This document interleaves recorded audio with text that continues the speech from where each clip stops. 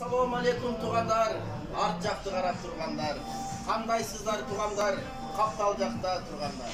Salamatsızlar bu tuğanlar, suqtanıp qarap turganlar. Бүгүнкү биздин отурушка келген биздин агалар, жеңелер, эжелер, жезделер, инилер, келиндер, достор, аяштар, uzunlar, kıskalar, joğundur, içkeler, arıklar, semizler. Жалпыңыздар бүгүнкү кечеге кош келипсиздер. Aramızdarчы урматтуу туугандар. Мына бүгүн бизди курчаган айлана чөйрө, жалтыракка бөлөнүп. Сахалин шаарындагы бир татынакай Убрачев кафесинчи мына бүгүн шаңга бөлөнүп.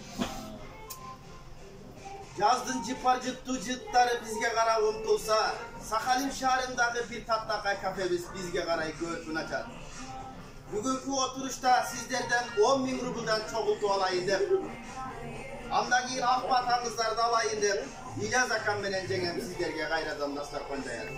Жакшылыктын жарчысын жарыялап, бүгүнкү отурушту алып баруу милдети болсо, албетте менде калат. Кутманды кушуак кетиңиздер менен урматтуу, алыс жакындан келген кадырлуу биздин сузактык меймандар. Айына bir жолу болуп, дастаркан жайын болуп, нанга толуп, чекесинде ак ниеттүү сиздердей адамдар толуп, мына бүгүн биздин кечебиз болуп жатат. Анда эмесе, бүгүнкү кечени ачык деп жарыялашка келиңиздер, уруксат этиңиздер.